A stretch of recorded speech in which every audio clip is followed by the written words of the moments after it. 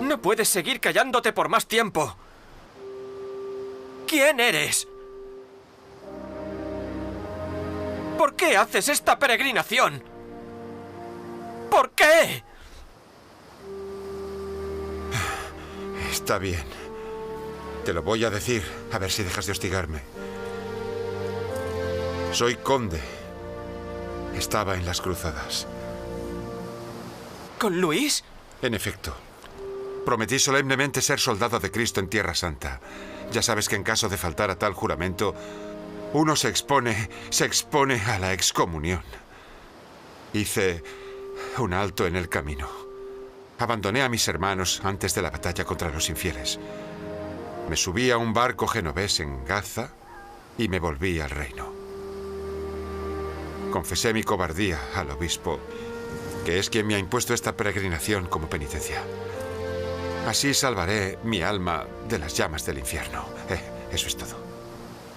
Numerosos son los que traicionan su juramento.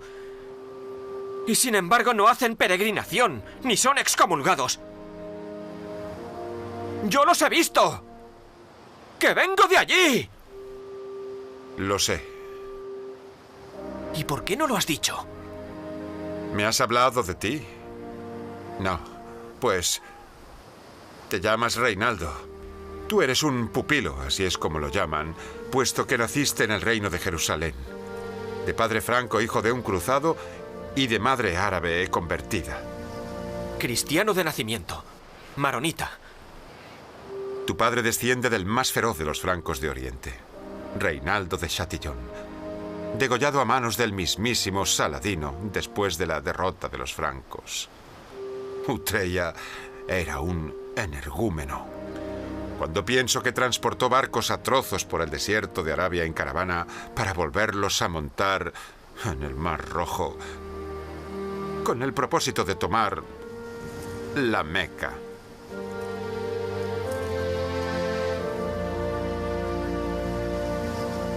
¿Por qué me llevas contigo? Para obligarte a cumplir la pena del tribunal. ¿Sabes por qué me han condenado? No. No soy más que uno de esos pupilos al que renunciaste a proteger. Para expiar tu pecado bastaba con la peregrinación. ¿Por qué se te ha encomendado una carga como esta? Porque me lo ha pedido el obispo. Vaya. Y voy a mantener mi promesa. Si deseas mortificarte aún más, allá tú. Pero está de más.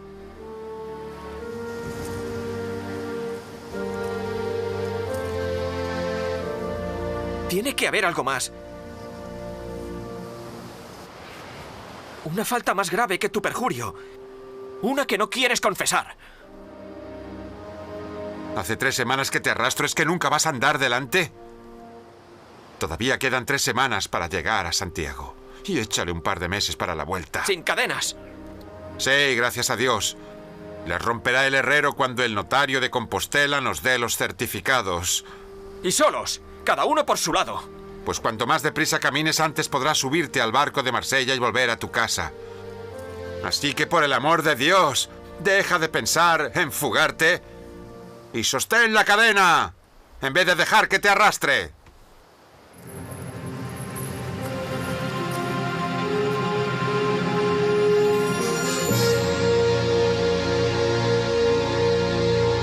En materia de migraciones humanas, el siglo XII fue uno de los más espectaculares de la historia. Multitudes de todas las clases sociales y de todos los países de Europa dejaban sus castillos, sus ciudades, sus pueblos, sus chozas para partir a las cruzadas, con el fin de reconquistar Jerusalén a manos de los musulmanes. Los supervivientes de estas expediciones se instalaron en Tierra Santa y se asentaron allí. 150 años después de la primera cruzada, durante la séptima cruzada, la de San Luis, allá por el año 1250, empezaba a saltar la duda sobre la permanencia de la presencia de los francos en Palestina y en Siria.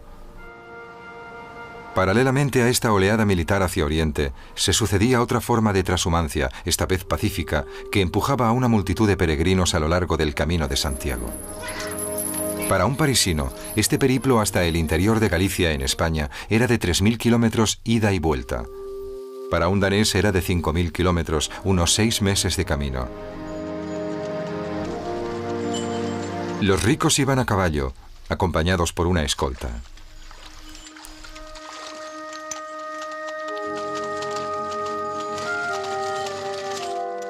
Peregrinación o cruzada, se lanzaban a ello para cumplir un voto o expiar una falta.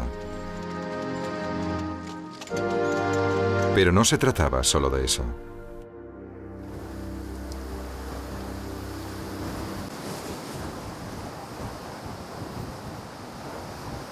¿Por qué? Vengo del país en donde nuestro Señor Jesucristo murió y resucitó. ¿Qué puede haber tan importante al final del camino? Santiago es el símbolo de la reconquista de las tierras que los infieles robaron antaño a los cristianos. Es el patrón de las cruzadas. Debería gustarte, Utrella. Santiago tenía como sobrenombre el Matamoros. Bajó de los cielos para acudir en auxilio de un rey cristiano atacado por un emir. Santiago, él solo, hizo huir a todo un ejército moro.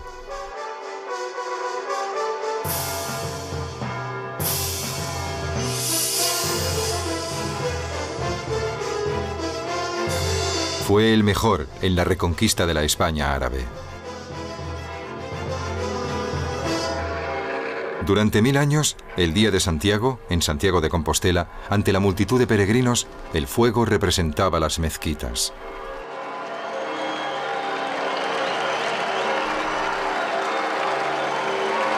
En la actualidad más reciente se ha puesto fin a este espectáculo considerado belicoso. Pero a inicios del milenio revivía en los españoles el espíritu de la Guerra Santa contra los árabes que 4 siglos antes se habían adueñado de su territorio. El siglo XII estuvo marcado por el inicio de una confrontación entre el cristianismo y el islam.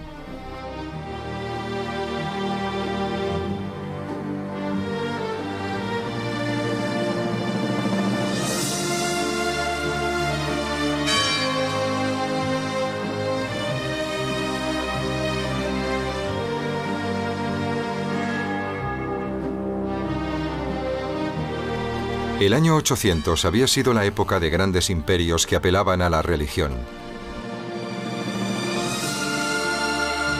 El imperio árabe en nombre del Islam, y el imperio bizantino y el imperio de Carlomagno en nombre del cristianismo. El siglo XII fue el siglo de las reconquistas, y siempre en nombre de la religión. El occidente de Carlomagno se rompió en 1000 pedazos y se vio ensombrecido por la inestabilidad política. Se vivió en Occidente un período de confusión a causa de las disputas entre reinos y feudos, a causa de las invasiones, vikingos, húngaros, etc. A causa del hambre. Durante esa misma época, en cambio, el Oriente Árabe conocía un gran esplendor. Durante el siglo XII sucedió lo contrario. El Oriente musulmán se disgregó en manos de los invasores turcos, mientras que el continente europeo conoce un despertar y con él una renovación de la Iglesia y de la fe que lo llevan a la conquista. Los peregrinos se abalanzan en masa a los caminos de los santuarios, desde los más insignificantes a los más sagrados: Jerusalén, Roma y el recién llegado, Santiago de Compostela. Pater et Filius et Spiritus Sanctus. Ave Maria, gratia plena.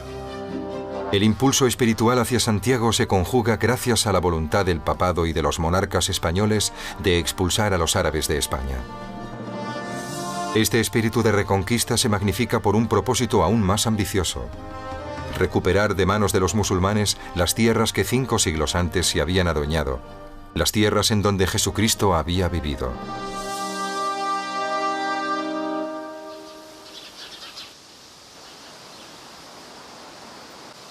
España no es un país muy hospitalario. ¿Acaso te han parecido hospitalarios los reinos francos de Oriente? En apariencia, sí. Al fin y al cabo éramos vuestros salvadores. Estábamos ahí para protegeros del infiel, para proteger vuestras tierras y vuestro comercio. Pero para vosotros éramos algo impuesto. Vuestro reconocimiento no era real ni sincero. Mira, te voy a decir lo que pensamos de vosotros. Lo único que nos hacía falta a nosotros eran grandes chifladuras. Eso es exactamente lo que nos trajeron los príncipes y reyes de Francia, Inglaterra, Alemania o Noruega. Todos querían cubrirse de gloria. Y no han hecho más que complicar nuestras relaciones con la población islámica, ya de por sí delicadas. Nosotros lo único que queríamos eran refuerzos. Brazos, barcos, soldados, caballos, armas, para protegernos a nosotros y a nuestros bienes, para ser más exactos. Y también queríamos oro, para reconciliarnos con los emires. El oro hace milagros.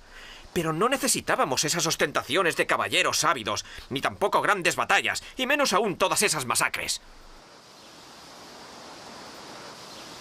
Muchos hombres iban allí por un acto de fe, para responder al llamado del Papa. Yo era uno de ellos.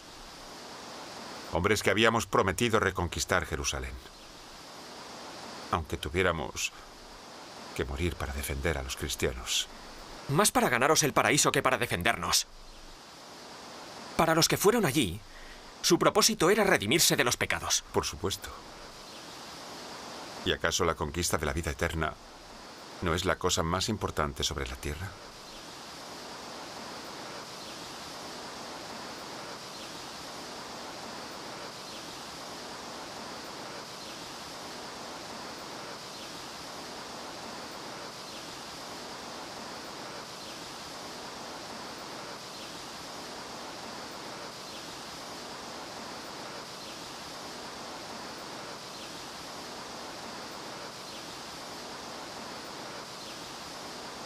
¿Sabes al menos cómo empezó todo? Mal. Solo sé lo que decían mi padre y mi tío por la noche frente a la chimenea. Mi bisabuelo participó en una de las primeras cruzadas y fue uno de los pocos que sobrevivió. Su hijo, mi abuelo, también fue a las cruzadas y murió en combate. ¿Has oído hablar del llamado de Urbano? Ah, la iglesia. Pues en Clermont, en 1905, ante una reunión de obispos y abates del reino, el pontífice Urbano, un franco, lanzó la idea de las cruzadas. Los turcos se estaban apoderando de la parte más grande del imperio bizantino y de las posesiones de los árabes de Palestina. Perseguían a los cristianos y cortaban el paso a los peregrinos. Urbano declaró que era necesario acudir en su auxilio. Exhortó a todos, ricos y pobres, a ir a reconquistar los lugares santos. El llamado estaba dirigido sobre todo a los caballeros que pasaban el tiempo matándose entre ellos de feudo en feudo. Que de ahora en adelante sean los caballeros de Cristo, que luchen ahora, con razón, contra los bárbaros, esclavos del maligno. Aquellos que luchaban contra sus hermanos y sus padres. Aquellos que se hicieron mercenarios por un lucro miserable. Los que aquí están tristes y son pobres, allí serán felices y ricos.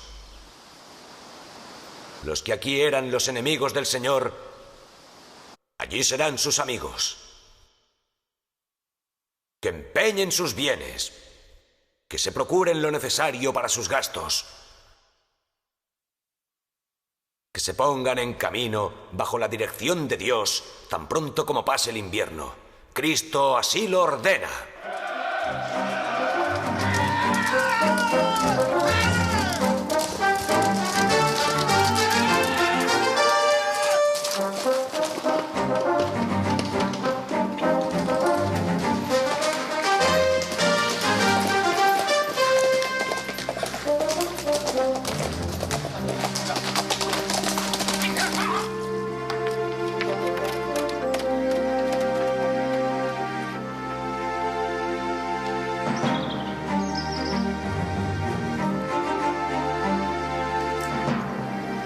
El llamado de Urbano obtuvo un resultado inesperado.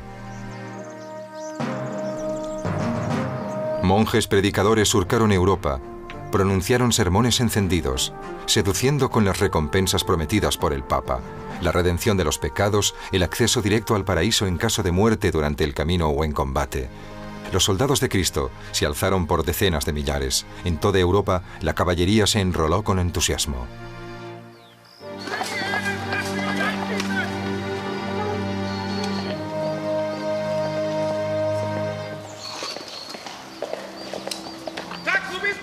Pax vobiscum, Herr! Pax vobiscum. Darf ich euch fragen, wer unser Weg ist? In Fein Land, Herr. Das ist doch mein Weg. Wo folgt uns? Gern. Wie heißt der Herr? Johannes, Herr. Und euer Name? Ich bin der Herr Hermann. Seid gegrüßt, Herr Hermann. Mein Freund. Pax vobiscum. Pax vobiscum, Herr. Ich bin der Herr und dann lasst uns aufbrechen. Lasst uns aufbrechen. Zu Ehre und Ehre Gottes. Pax vobiscum. Pax vobiscum. ¿De qué reino eres? Herren, wer seid ihr? Soy de Brabante. La primera gran cruzada fue dirigida por grandes señores: Godofredo de Bouillon y Balduino de Boloña, lorenenses y descendientes de Carlomagno. El hermano cadete del rey de Francia, Raimundo de Saint-Gilles, lanzamiento en masa, una oleada que se dirigió a Oriente Próximo.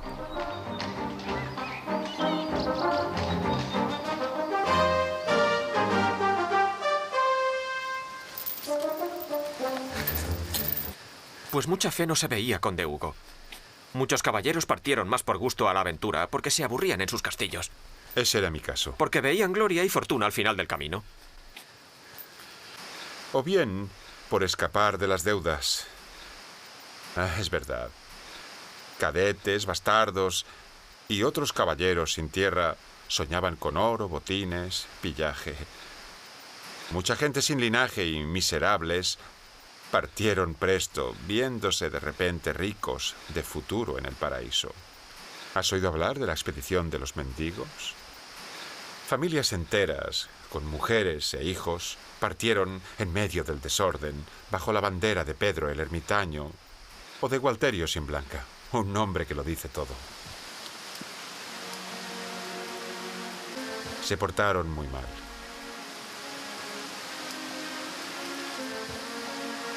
Atravesaron regiones, robando grano, saqueando pueblos.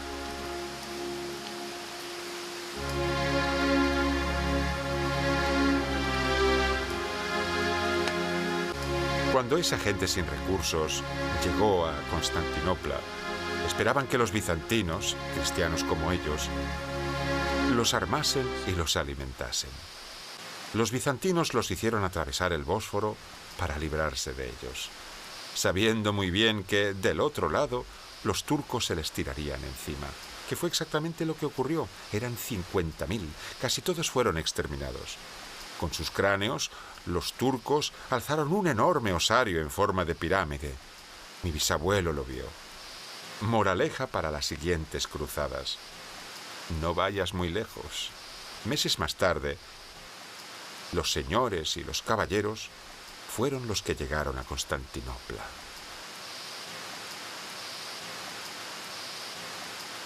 Se plantaron ante las murallas. Una muralla triple, impresionante, increíble. Yo la he visto. Y bueno, debido al mal recuerdo que dejaron los mendigos, los bizantinos les negaron la entrada a la ciudad. Así que los cruzados se vieron obligados a acampar delante. Los bizantinos se sintieron entre la espada y la pared. Temían tanto a los cristianos del oeste, a los que consideraban bárbaros, como a los turcos del otro lado del Bósforo, los que les acababan de quitar la mitad de su imperio. Los turcos musulmanes de Asia Central les acababan de arrebatar Asia Menor, lo que actualmente viene a ser Turquía. Así que a los bizantinos solo les quedaba un imperio que ya no era lo que había sido: Grecia y los Balcanes. Las primeras llamadas de auxilio al Papa no tuvieron efecto, por lo que los bizantinos no tenían demasiadas razones para querer a los cristianos de Occidente. Es más, no podían olvidar que cuando los árabes se apoderaron de su imperio 5 siglos antes, Roma no movió ni un solo dedo. Después se produjo el cisma entre Roma y Bizancio.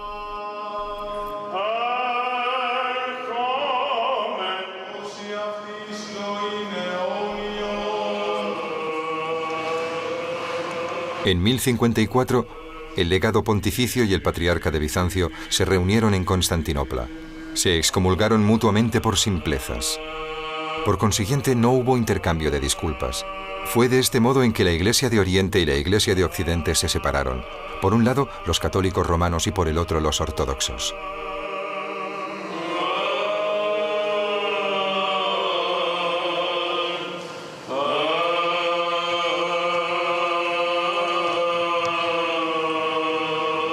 El cisma representa una separación de hecho. Las disputas teológicas y litúrgicas entre Roma y Bizancio eran numerosas.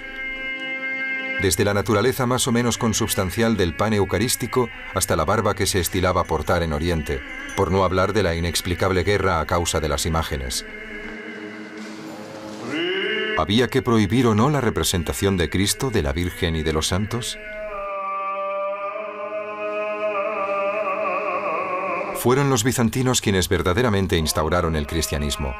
Ellos estaban a favor de una fidelidad radical a las tradiciones. Nunca quisieron modificarlas ni un ápice por mandamiento de Roma. A los ojos de los latinos, los bizantinos tenían sobre todo la culpa por ser griegos, gente extraña, sospechosos.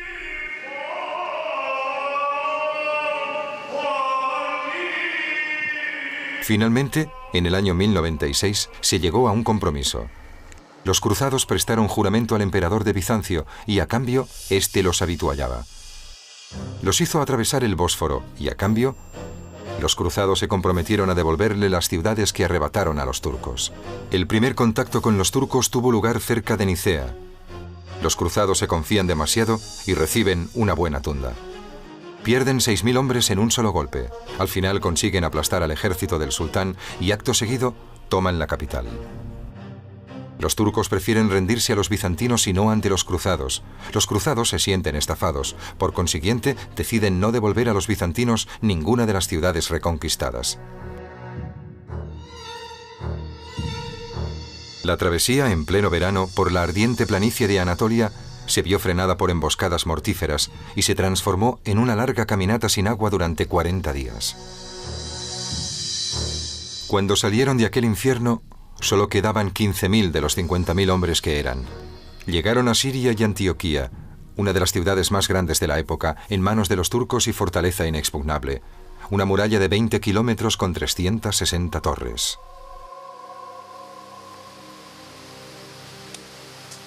El asedio duró 7 meses.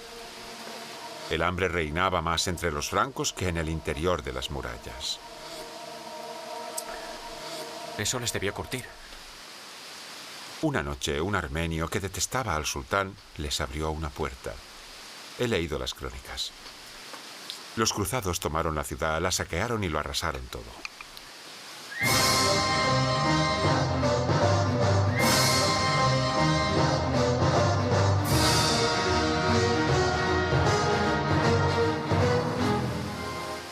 Es cierto, no hicieron diferencia entre islámicos y cristianos, fueran de obediencia romana o no.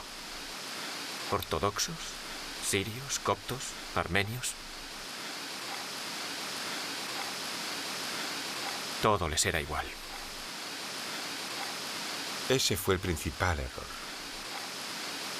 Es una cosa de la que no me había percatado antes de partir a la expedición.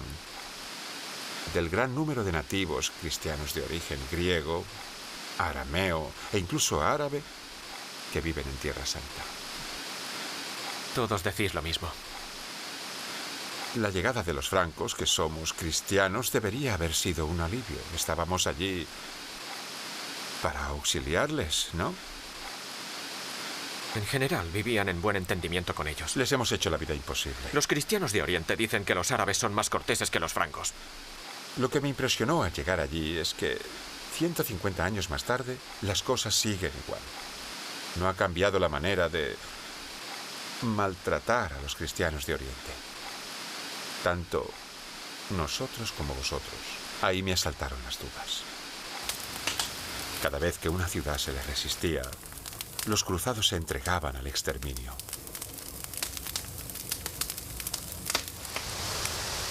Convirtieron Maharat en una ciudad de muertos. La población se vio obligada a irse y exterminaron a 20.000 personas. Mujeres, niños, ancianos, cuidándose mucho de no dejar ni uno. Mira, ya me conozco a los árabes. Si los cronistas dicen 20.000, hay que dividir la cifra entre 10. Admitámoslo. 2.000 personas decapitadas o destripadas ya es una cifra lo suficientemente horrible. Los cruzados hubieran sido capaces incluso de comerse la carne de sus víctimas. Quizás algún caso aislado. Para escapar a la matanza, la población y sus emires toman la delantera. Ofrecen a los francos habituallamiento y caballos. Algunos incluso proponen oro para evitar una alianza.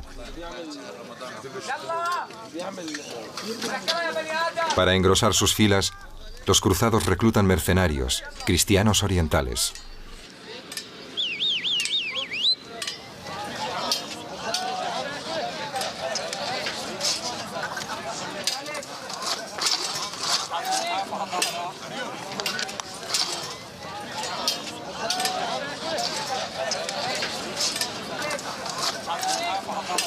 Más atareados en ocupar territorios que en tomar Jerusalén, de los primeros cruzados no quedan más que 1 millar de caballeros y algunos millares de soldados de infantería para continuar.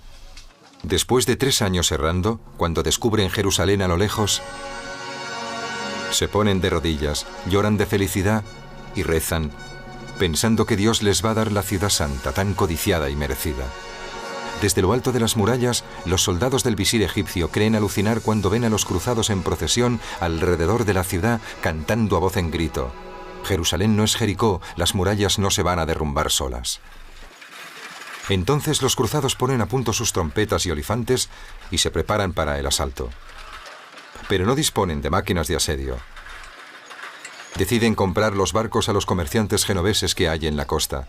Los desmontan, se los llevan pieza a pieza y los vuelven a montar al pie de las murallas para hacerlos servir de catapultas y de torres. Traspasaron las murallas el 15 de julio de 1099.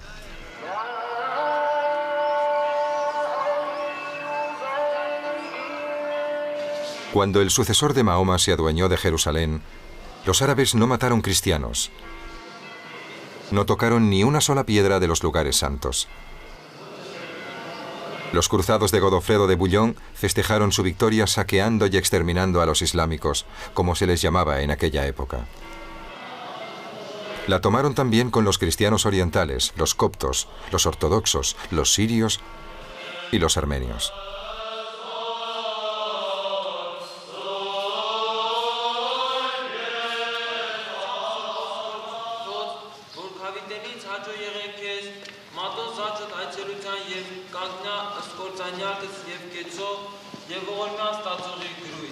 Quemaron judíos dentro de su propia sinagoga. Saquearon las mezquitas. Lo de Godofredo fue una carnicería. Eso los pupilos lo ignoran o lo niegan. Como te has casado con una árabe convertida, lo reconoces. ¿También sabes eso? Sin duda es la razón por la que el tribunal eclesiástico no te ha dejado escapar. A los cristianos orientales incluso se les expulsa. Pero yo tengo este pequeño detalle con el obispo de Tiro. Algunos los han trabajado a golpe de hierro para arrancarles el secreto del escondite de la Santa Cruz. Después de una semana de matanzas, como aquel que dice, ya no quedaban islámicos en la ciudad. Bueno, ¿y qué? Paganos, endemoniados. Que triunfe la verdadera fe. ¿Sabéis qué hacen en España?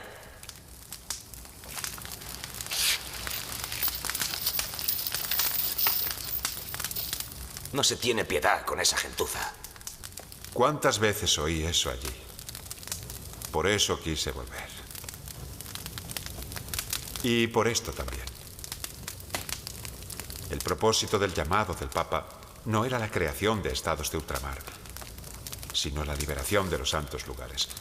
Pero tras la toma de Jerusalén, los cruzados fueron tomando las ciudades de la costa, una tras otra, con asedios terribles y nuevas masacres. En Trípoli, incendiaron una biblioteca ilustre, cosa que me avergüenza. Los príncipes obtuvieron reinos y sus vasallos feudos. El reino de Jerusalén, el condado de Edesa, el principado de Antioquía y el condado de Trípoli. Y esos reyezuelos tenían la intención de quedarse ahí, aún con riesgo de estar en lucha perpetua con el infiel. Y naturalmente nosotros acudiríamos regularmente en su ayuda para verter nuestra sangre. Cuántas cosas echadas a perder. ¿Dónde queda la fe en todo esto?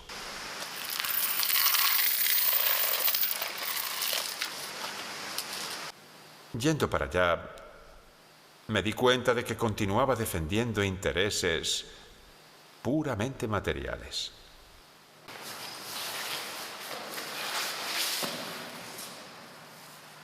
¿Comprendes ahora por qué abandoné la expedición de Luis?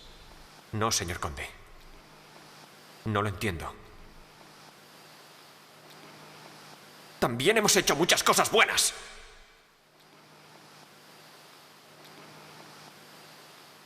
Discúlpame, estoy exhausto. Válgame Dios. Virgen María Santísima.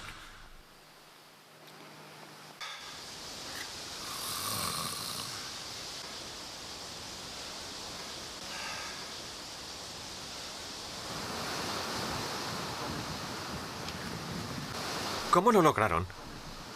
¿Cómo un puñado de caballeros ha podido resistir tanto tiempo los contraataques de los turcos? Pues ya te lo digo yo. La población estaba harta de la tiranía de los turcos. Necesitaba nuevos maestros. Necesitaba sangre nueva, la nuestra. El éxito de la primera cruzada se debió al coraje. Coraje a menudo alentado por la fe. Para los árabes, los francos eran brutos, sucios, ignorantes, sanguinarios y bestias feroces. Así nos describían.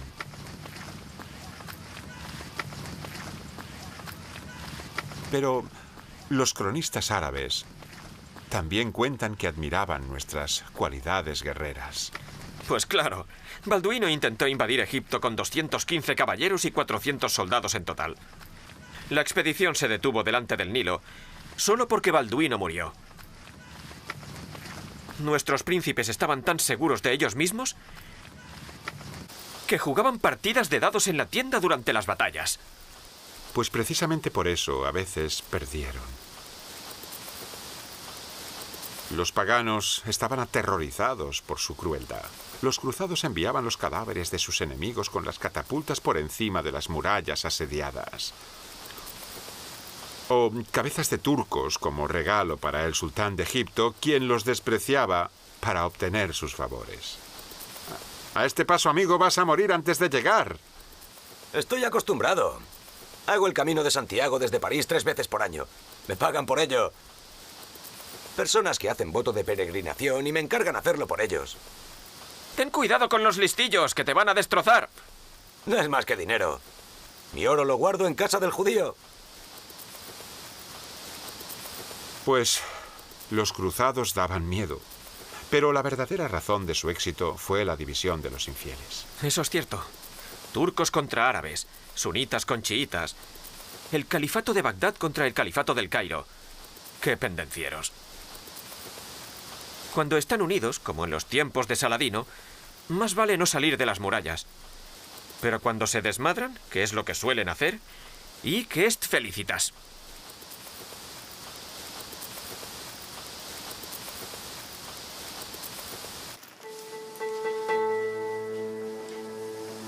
En la época de la Primera Cruzada, el mundo árabe estaba dividido, enfermo por las intrigas de palacio.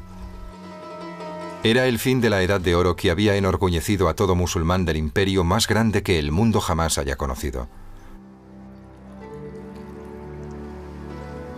En Bagdad, los califas ya no ostentaban el poder real. Había pasado a manos de los jefes del ejército persa o turco.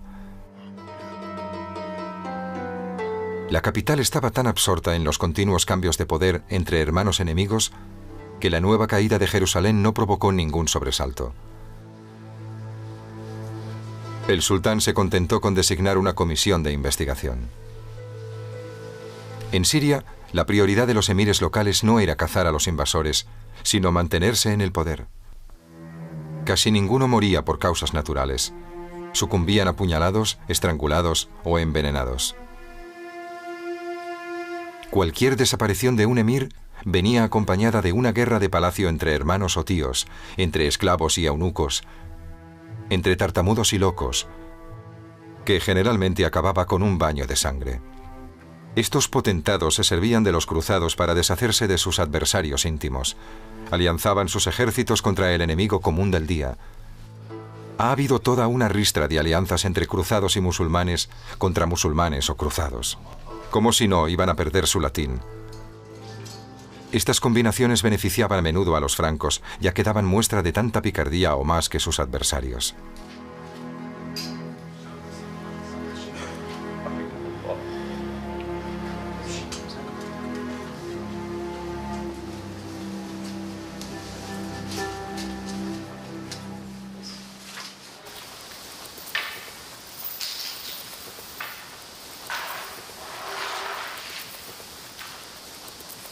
Es más sutil que el crack de los caballeros. ¿Has visitado el crack? Colosal, ¿no es cierto? ¿Y el castillo de Saona?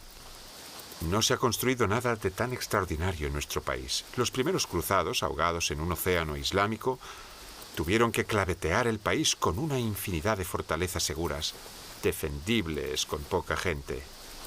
Así que has conocido las órdenes que las custodian. Pues claro. Los templarios, los hospitalarios, los teutónicos. Fanáticos. Seguro que no te han gustado, si hasta a mí me dan miedo. Pero son buenos perros guardianes. Protegen nuestro paraíso.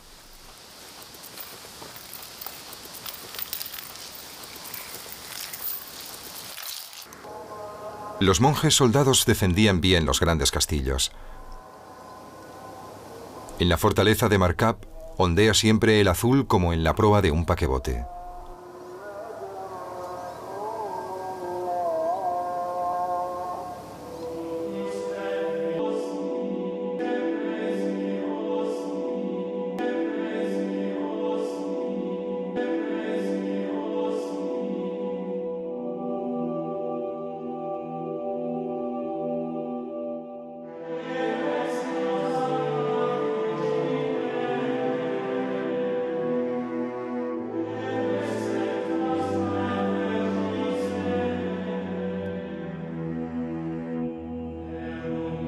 El crack de los caballeros se construyó para albergar una guarnición de 2000 hombres y suficientes víveres como para resistir un asedio durante 5 años.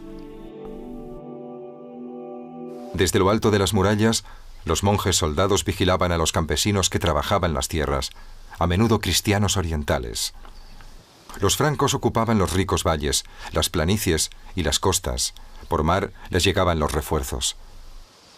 Pero más allá de la cadena montañosa, paralela a la costa, en el interior, la meseta siria, las estepas y los desiertos seguían en manos de los musulmanes.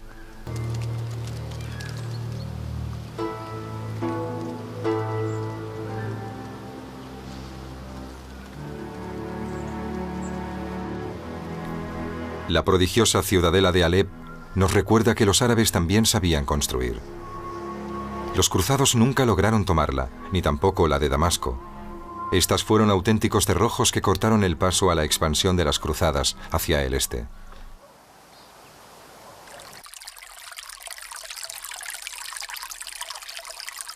No has visto nuestra dulzura de vivir, ni sabido apreciarla. Yo lo que he visto es gente oprimida. Sin contar los periodos de guerra, las cosas van bien. Hay menos injusticia en tierra cristiana que en la del Islam. La propiedad de la tierra se respeta. Cuando no han sido robadas. Las cosechas de los campesinos se compran, y no hay razzias como las de los turcos. Los islámicos disponen de una carta propia, pueden venerar a Alá. Nosotros respetamos sus usos y costumbres. Siempre y cuando rindan tributo a los señores cristianos. ¿Y qué tiene de malo? Ellos hacían lo mismo con los cristianos antes de nuestra llegada. El comercio entre las comunidades es floreciente. Beneficia sobre todo a los genoveses, a los venecianos, a los pisanos. Todo el mundo sale ganando. Fuera del país cristiano reina la pobreza. Os habéis quedado con las mejores tierras. Señor conde, tiene usted una visión muy negativa de todo. Yo era un invitado de la corte del rey de Acre. Del rey de Jerusalén. Jerusalén vuelve a estar en manos del infiel. La volveremos a reconquistar. Me daba la impresión de que era una pequeña sociedad franca trasplantada en tierras lejanas. Aún puedo ver al obispo que se rinde a la corte. Las damas con sus más bellos atuendos. Los burgueses. Todo un pequeño mundo emigrado, como si fuera un pequeño feudo, imitando la vida que llevaban en el reino.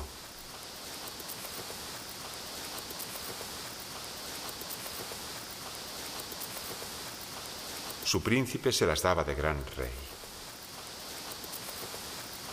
Los hijos de los nobles cortejaban a las doncellas. Se recitaban poemas, como en París.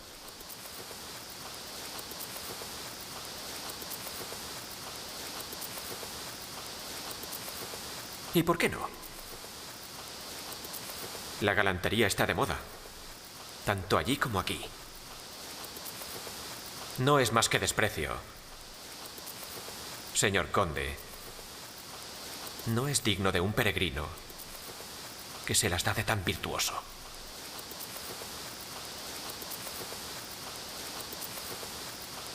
Seguro que tú también. Me hubieras dado a escoger entre la ablación de la nariz o el exilio. Sabes tan bien como yo por qué me han condenado. Porque engañé a mi mujer con una islámica.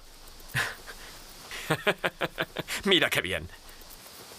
Esos obispos encolerizados decretaron que las relaciones extramatrimoniales entre cristianos y islámicos están prohibidas. Concilio de Naplus. Cuestiones de gobierno. Prohibir los matrimonios mixtos con el fin de proteger la pureza de las familias francas. No hay muchas blancas por allí, ¿sabe? Y hoy en día sigue siendo así. Los hombres tienen que tener mujeres y fundar una familia. Cambiemos de tema. No estoy en desacuerdo contigo en este asunto. Pero no quiero juzgar la decisión del obispo. Te ha permitido volver a casa si tú expías tu pecado con esta peregrinación, ¿no es así?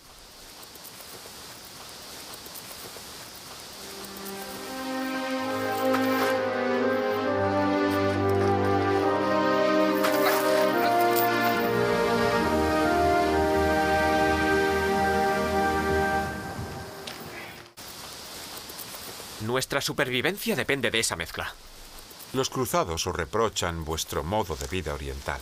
En la cocina, por ejemplo, os acusan de pactar con el infiel, de comprometer vuestra fe, de mala voluntad para ayudarle en la lucha contra un enemigo común. Maldita sea. Mira, vosotros estáis aquí y ellos del otro lado. Hay que volver atrás para cruzar más arriba.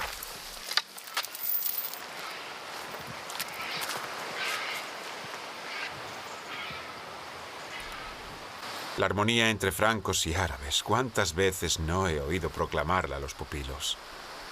Se dicen fascinados por Oriente. Se visten con túnicas, comparten té con cardamomo. Con correrse juergas con los orientales no basta. Para uno que hay como tú, que tiene buenas relaciones con los árabes, gracias a tu esposa árabe convertida, ¿cuántos otros no sienten más que desprecio por ellos y los tratan mal? Sé lúcido. Al intentar conciliaros con los orientales, de hecho, lo que buscáis es defender. ¿Por qué no aceptáis la realidad? Cristianos y musulmanes podrían vivir juntos. Recuerdo muy bien su sonrisa y lo que él me dijo. La convivencia entre musulmanes y cristianos de Occidente hubiera sido posible si hubiera habido en vosotros la idea de compartir. Pero cuando una parte quiere más que la otra, cuando una parte quiere arrogarse todos los privilegios, La ecuación resultante es el desequilibrio y es imposible de resolver.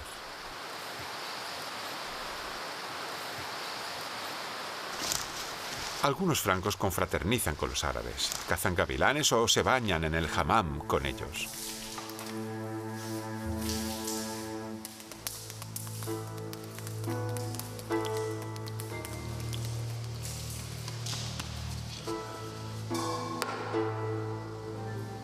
Esta vez no nos vais a vencer. No nos venceréis nunca.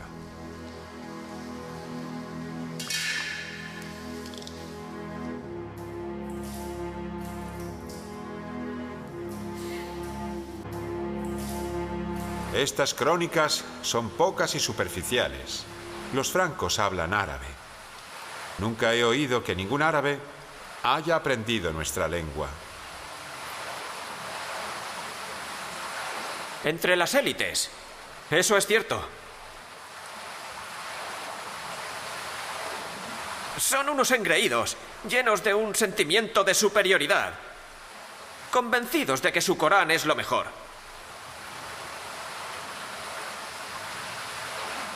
No tienen ocasión de abrirse a lo nuevo, a las mutaciones. Porque, de nuevo, de mutaciones, en nuestro reino, gracias a Dios, lo habido y por haber, avanzamos hacia adelante. Buscamos, la prueba es...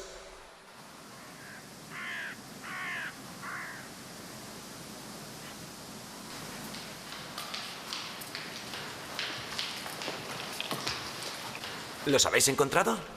¡Qué lujo! ¿Cómo agradecérselo? Entre súbditos del mismo rey. Qué bonito. Las cruzadas. Sí, son las cruzadas las que han hecho posible este nuevo arte de edificar. Debido a la lejanía de ultramar de los señores de nuestras campiñas, pasaban su tiempo guerreando y su ausencia ha dado un respiro a las ciudades. Cuando el gato se va, los ratones bailan. Exactamente, así es. Los burgueses y los obispos de las ciudades han adquirido los bienes de los que partían a las cruzadas. Los bienes de los que no volvieron nunca y que los habían dejado empeñados. Con estas nuevas riquezas han hecho las catedrales. Una peregrinación hacia el cielo a través de las piedras. Bonita manera de decirlo, sí señor. En efecto, nada de este cántico de piedra, nada de cruzadas, nada de nuevo periodo de peregrinación a Santiago hubiera sido posible sin la reforma que nosotros, los monjes de Cluny, hemos inspirado y puesto en marcha en toda Europa. Antes del nuevo milenio, Occidente había conocido años oscuros. Los cristianos se habían perdido en prácticas marcadas por el paganismo. Tenían más que ver con un exorcismo para evitar el infierno, del que nuestra vida en la tierra no era más que una antesala horrible que con la plegaria para acceder al paraíso. Durante el siglo XI, el Papa Gregorio, un monje de Cluny, quiso unir al pueblo cristiano y empezó retirando al rey el derecho a nombrar a los obispos. Derecho que los papas habían perdido desde Carlomagno. Así es.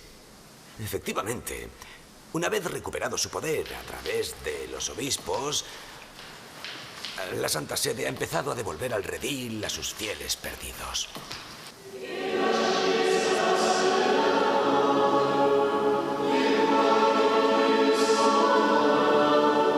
Y lo ha hecho mediante un movimiento de fe nuevo.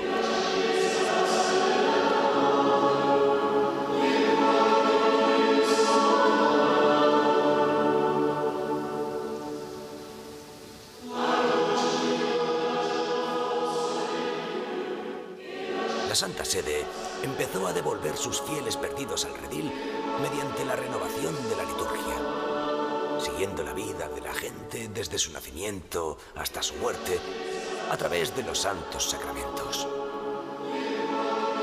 El bautismo, el matrimonio, la extrema unción. Sin la Iglesia no hay salvación. Así es. Así es. Pero la Iglesia Iglesia ofrece a los fieles la posibilidad de obtener el perdón de sus faltas. Las indulgencias. El arrepentimiento supremo es la peregrinación o las cruzadas. Los primeros llamamientos a la cruzada se dieron en España y no en los países de Oriente. En 1063, el Papa Alejandro fue el primero en conceder el perdón a los cristianos que combatían contra los moros por sus pecados. Este monasterio se construyó sobre las tierras recuperadas de los sarracenos. El Camino de Santiago pasa por aquí. Durante mucho tiempo bordeó la frontera vergonzosa con el Islam. Así se convirtió en el símbolo de una reconquista, por los pies y por la espada, espiritual y militar. Es la reconquista. Aquí, como allí, en sus casas, hay que volver a implantar la cruz.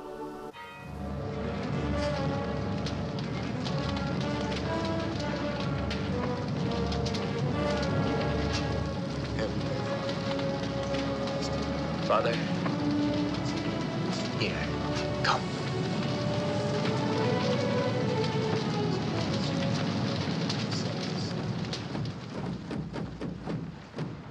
¿En qué lugar de España está la gloria de Alá? Cuando se habla de ustedes, se habla de poetas, músicos, doctores, sabios. ¿Dónde están sus guerreros? ¿Ustedes se atreven a llamarse hijos del profeta? Se han convertido en mujeres. Los infieles viven sobre sus fronteras. Dejan que se maten entre ellos. Cuando están extenuados, el imperio del único Dios, el auténtico Dios, Alá, se extenderá por todo el mundo.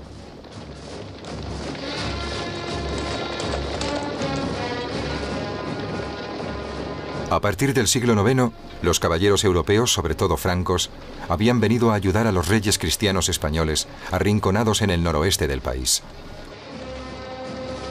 Mucho antes de que los cruzados tomasen Jerusalén, los árabes habían reconquistado algunas ciudades españolas, que luego perdieron. En el caso de los españoles, un espíritu de división comparable al de los árabes con los cruzados en Oriente Próximo comprometió durante largo tiempo una verdadera reconquista.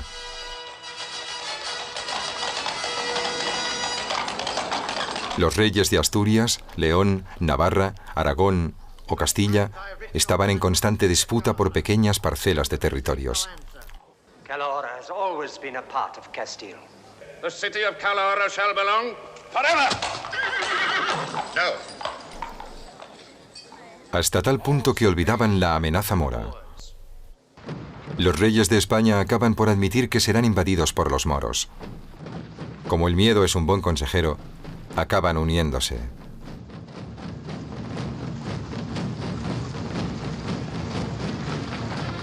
Entonces empieza una reconquista definitiva sobre los árabes, tan inexorable como la reconquista de Oriente Próximo por los primeros cruzados.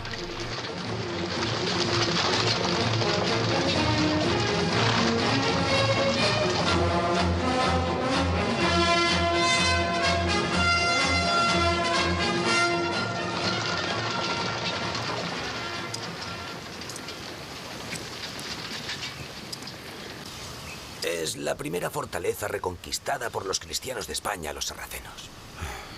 Cuántos asaltos, cuántas batallas. Y aquí, cuánta sangre vertida.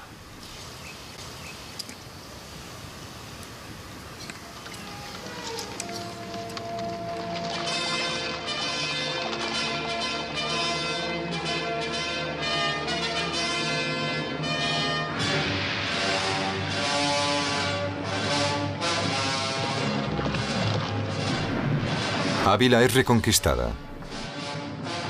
Luego Valencia.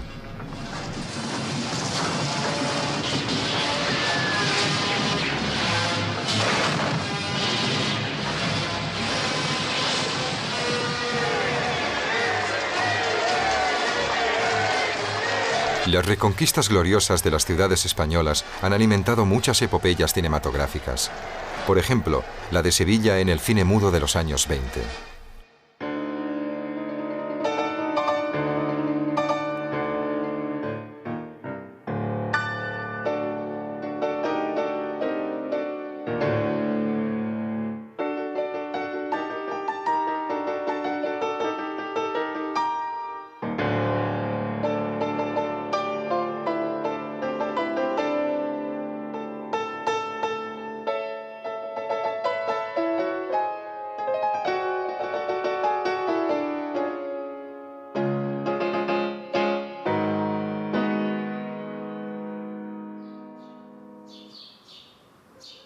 El alimento intelectual de Europa.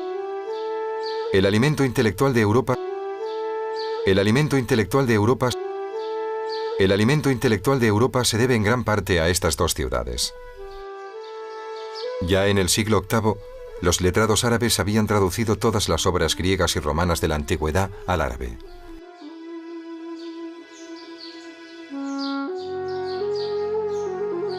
En Toledo y Córdoba, las volvían a traducir del árabe al latín para venderlas a los cristianos de Occidente.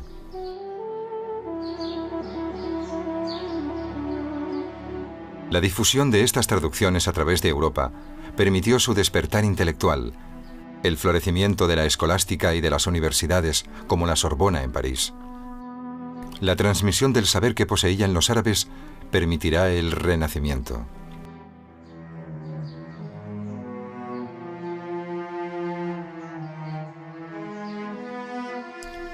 Cuando los católicos españoles asedian Córdoba, las élites de la brillante capital de la Andalucía mozárabe se ven obligadas a hacer las maletas.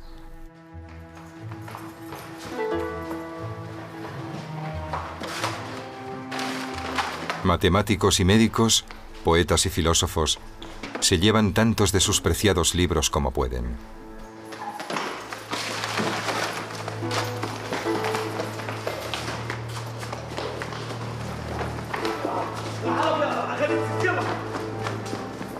Los llevarán a las bibliotecas de Granada.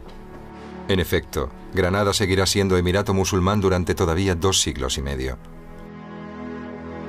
Cuando los españoles expulsen definitivamente a los árabes en España en 1492, los varones y el arzobispo quemarán sus libros, tal como hicieron los cruzados en Oriente Próximo.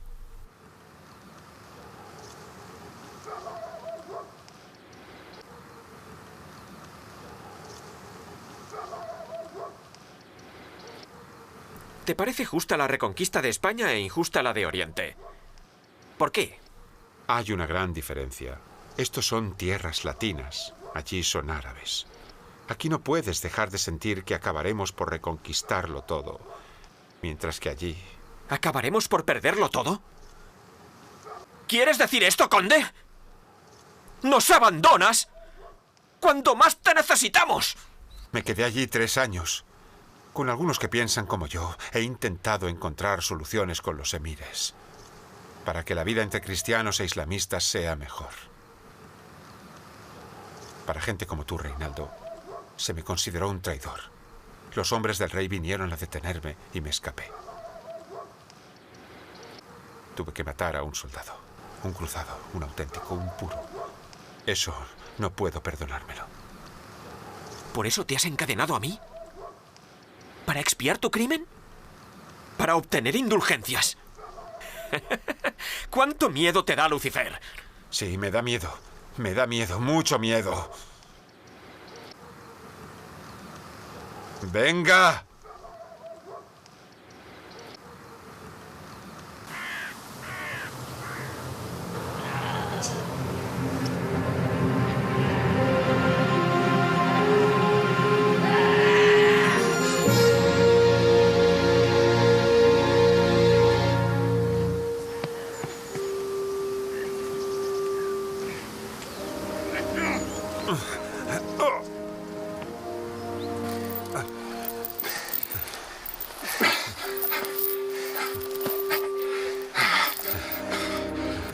Si nos peleamos entre nosotros, ¿cómo evitaremos que los saladinos nos expulsen? Oh, ¡demonios!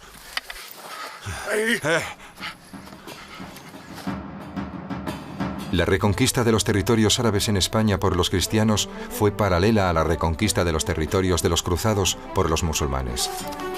Después de la primera cruzada, los francos lo tuvieron fácil, porque los musulmanes estaban divididos. Pero esto cambió.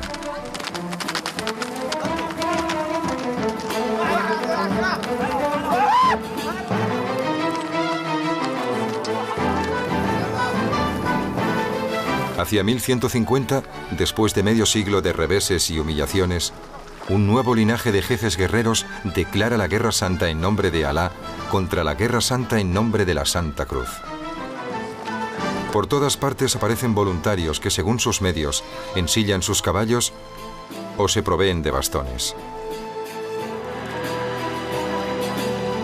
El hombre que reúne una esperanza de liberación se llama Saladin, Saladino. Es kurdo. No tiene un ánima belicosa, pero sabe lo que quiere. Es inteligente y paciente. No declara la yihad con un fin religioso, sino político. Antes de intentar echar a los cruzados, su primera labor es unificar a los musulmanes. Una labor ingrata que le lleva a combatir primero contra sus hermanos. ¿Qué te pasa? ¿Es porque somos pocos y ellos tan numerosos? Detesté seguirte a la guerra por primera vez. Hoy es lo mismo. No estoy hecho para esto, amigo. Estoy hecho para la tranquilidad de los círculos de plegarias, no para estas maquinaciones entre emires y sultanes. La victoria no se obtendrá rezando. Tranquilízate.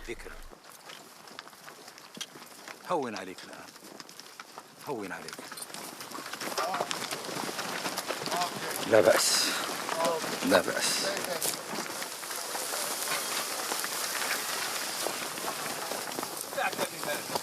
والله ما فرق عليك والله كم أتعجل الوصول والله لهممت ألا أتوقف حتى نصل لولا الرفق بأمثالك.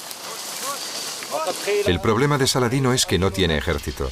Las tropas de los sultanes o emires estaban compuestas por mercenarios, para los que luchar solo tenía una finalidad: quedarse con el botín. Esta era su paga. Y cuando las perspectivas de riqueza no eran buenas, deponían las armas o se dispersaban.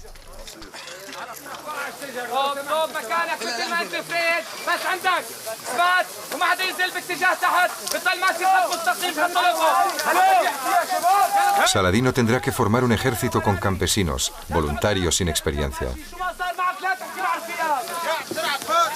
Salvando las distancias, se parece un poco a la puesta en escena de centenares de figurantes en una superproducción cinematográfica.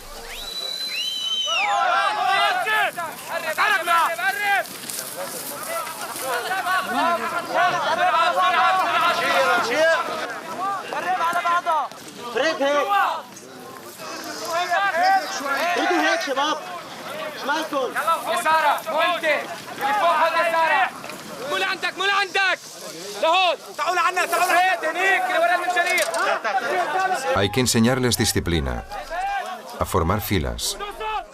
Hay que enseñarles el arte del combate.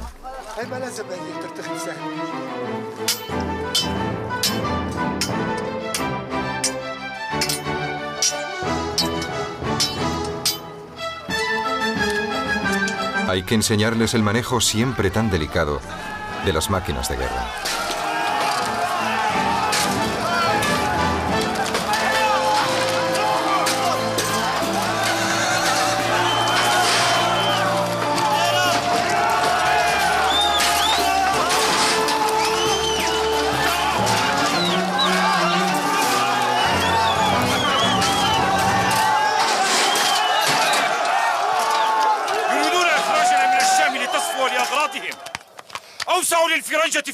Los francos quieren expulsarnos de nuestro país.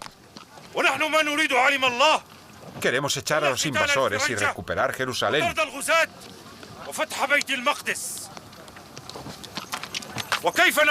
¿Cómo lo haremos si no somos dueños de nuestra casa? Los árabes se han puesto entre nosotros y los francos. Tenemos que combatir contra los árabes que nos impiden aplastar a los francos. Adelante, pues. No sucumbamos a la debilidad. Solo la muerte nos detendrá. Jerusalén es nuestro objetivo. ¡Allahu Akbar! ¡Allahu Akbar!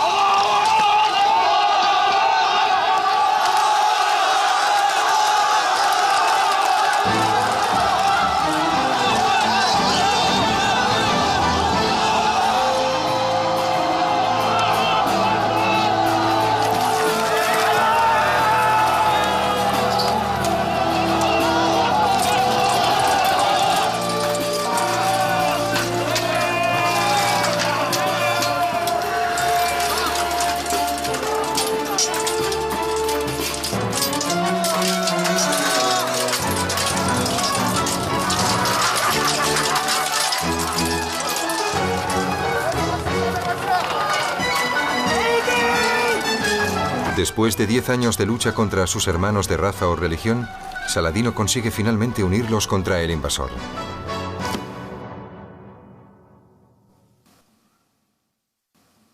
La gran suerte de Saladino fue que la discordia reinaba entre los cruzados.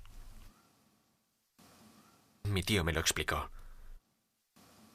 El rey de Jerusalén estaba rodeado de intrigas, de historias de matrimonio, herencias, asuntos de cama, sobre todo. Era leproso, creo. Sí, pobre. Su madre, una depravada, lo puso en el trono. Nadie tenía las riendas del poder. Saladino supo aprovecharse de ello. Los cruzados, desunidos y poco numerosos, ablandados por años de vida de Castillo, cegados por su arrogancia hacia las tropas de Saladino, corrían a la catástrofe. Saladino los atrajo a una trampa. Sufren una terrible derrota en Jatín, donde padecen más por la sed que por el valor de sus adversarios.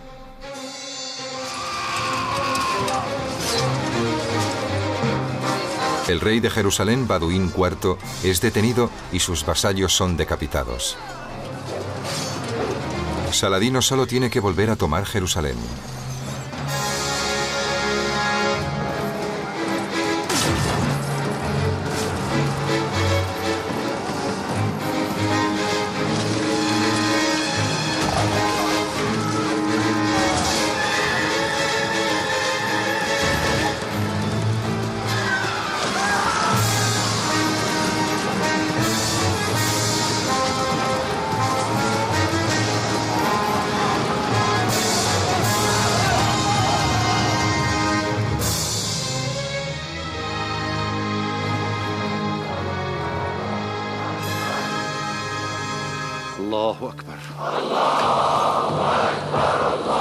En 1187, un siglo después de haber sido tomada por los cruzados, los musulmanes recuperan Jerusalén, sus lugares santos y su dignidad.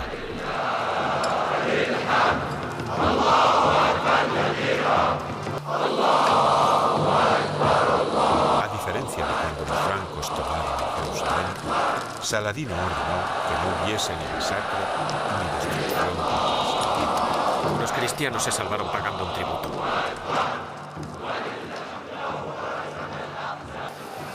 Saladino permitió que los pobres se marcharan sin pagar.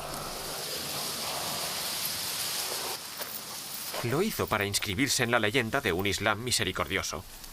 Puedes pensar así, no obstante, demostró su nobleza de sentimientos.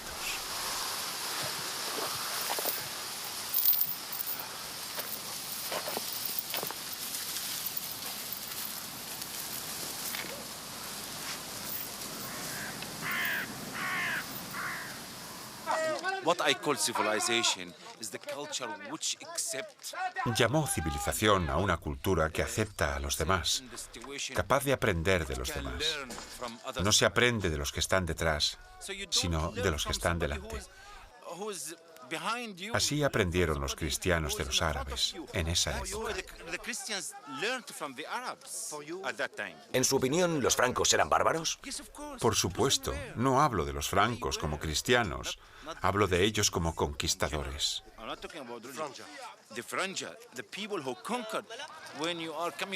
En ninguna parte los ocupantes pueden quedarse en un país que no es el suyo. Miren los árabes en España. Después de 8 siglos tuvieron que marcharse. No era su país.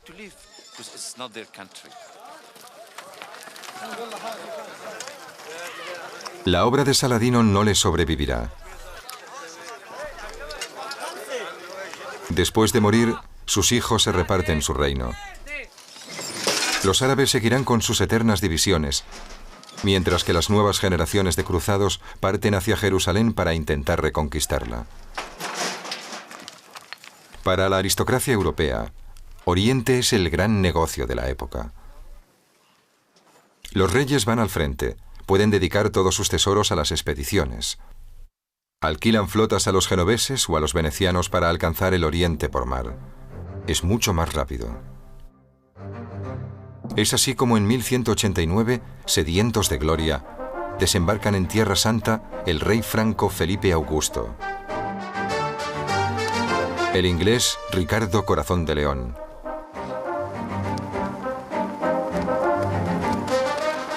el alemán Federico Barbarroja,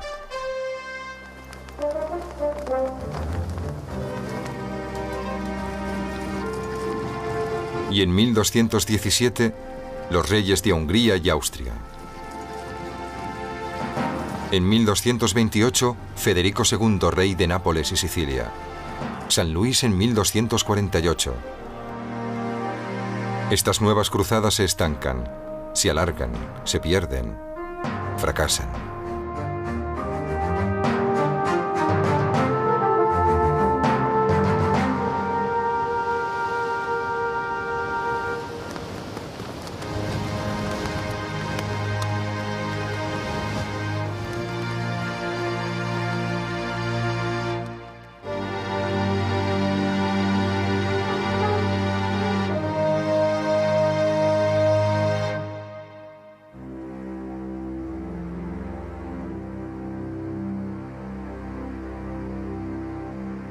Una cruzada se desvía de su objetivo. En 1204, los cruzados atacan la capital del Imperio bizantino, Constantinopla. La ciudad guardaba muy mal recuerdo de sus predecesores. Les cierra sus puertas y los obliga a permanecer debajo de sus murallas. Los soldados de Cristo acaban por sitiar la metrópolis más cristiana, civilizada y rica de la época. Cuando los caballeros incultos entran en ella, cometen una masacre absurda.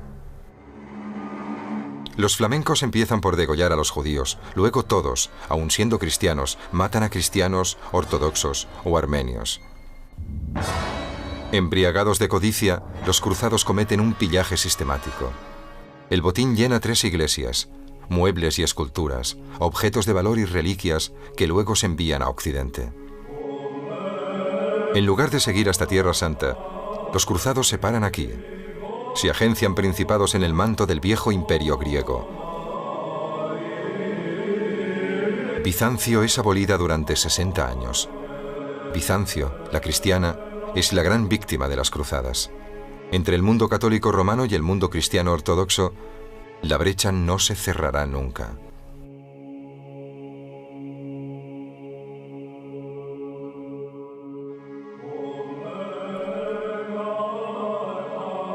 Es mejor viajar en otoño. En verano las iglesias tienen que estar llenas. Toma, bebe. Gracias.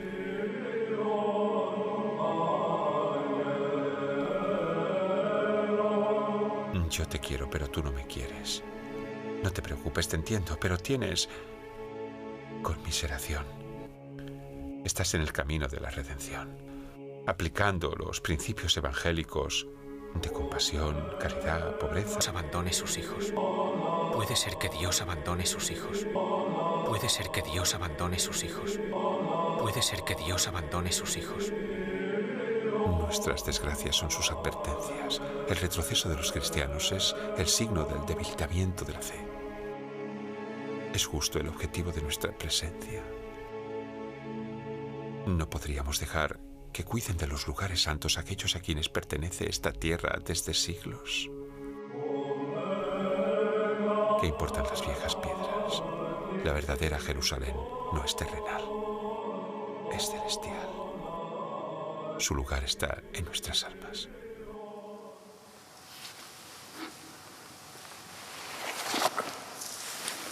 «40 años más tarde, el final del insensato sueño de los francos en Tierra Santa terminará en una pesadilla, a pesar de otra inútil cruzada de Luis IX.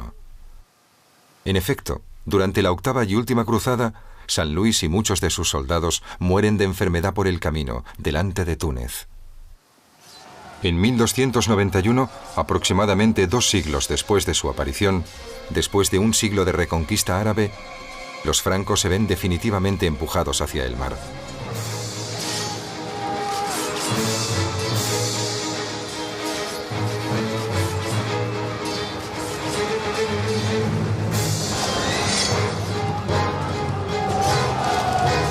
A los los que no han podido escapar los masacran o los venden como esclavos. Los árabes derribarán algunas de sus murallas piedra a piedra para borrar su presencia para siempre.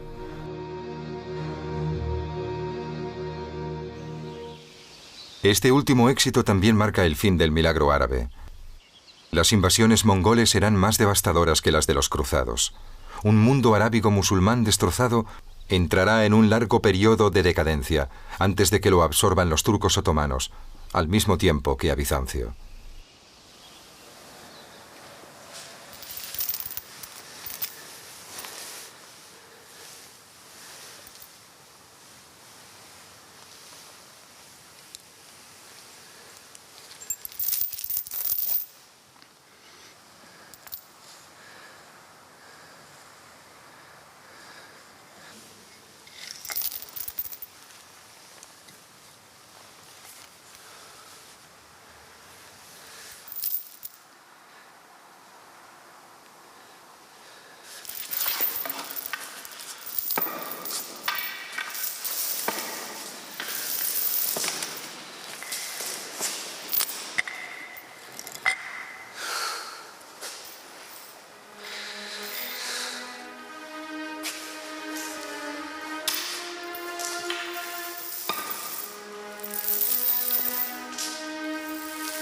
El balance de 2 siglos de cruzadas es ruinoso. El coste global en vidas humanas es entristecedor.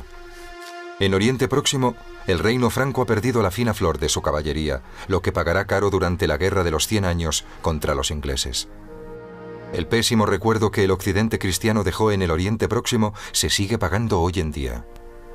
Y no aportó casi nada. Sin duda, es en España donde Occidente supo impregnarse de lo mejor de la civilización árabe. En los reinos francos del Levante no hubo mucha compenetración. En cuanto a los árabes, no supieron impregnarse de lo mejor de la renovación de Occidente. En la época de las cruzadas, su civilización se estancó. En cambio, la expansión del Islam como religión continuó.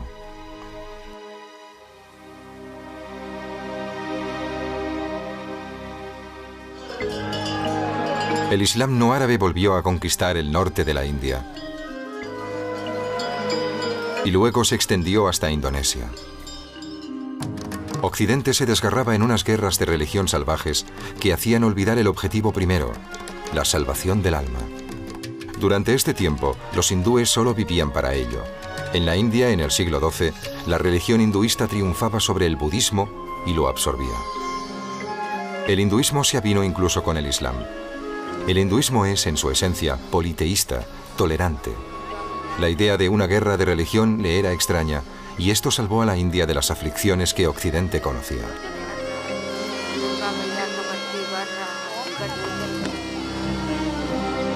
La expansión del Islam se paró en las puertas de China. En aquella época, en China lo importante no era la vida espiritual, sino la vida cívica, como en los tiempos de Roma. Estamos muy lejos, aquí también, de la agitación en nombre de la religión que conocía Occidente. La China del siglo XII vivía su renacimiento, 3 siglos antes que nosotros. Grandes invenciones, la pólvora, la brújula, el reloj, conformaban el avance de China sobre Occidente. El inmenso imperio funcionaba gracias a un clericato de letrados, los mandarines, que dirigían la administración. Solo aquellos que no cometan errores podrán pretender entrar en las escuelas de preparación al concurso. Atención, lo vuelvo a leer. El centro de concurso de acceso a la función pública de Nankín tenía 20.000 celdas. El concurso duraba 3 días consecutivos. Los candidatos comían y dormían en sus celdas. La prueba reina era sobre un texto de Confucio. La doctrina de Confucio de la virtud cívica, racionalista y laica se había convertido en la Biblia del sistema estatal.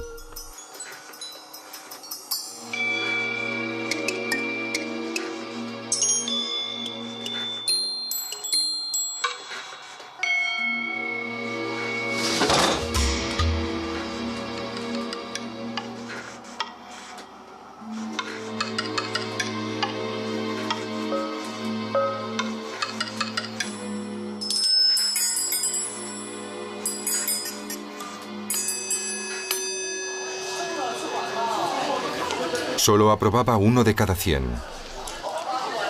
El día de los resultados era un día dramático.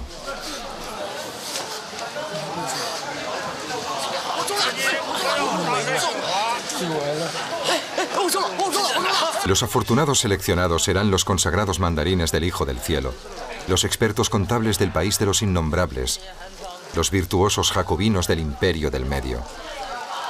Pero estos funcionarios que dedicaban sus vidas al servicio del Estado acabarían por representar un papel pernicioso. La China oficial se convertiría en el país del pensamiento único. Esto acabará congelando su brillante civilización en el momento en que 3 siglos más tarde, el Renacimiento volverá a otorgar la supremacía a Occidente.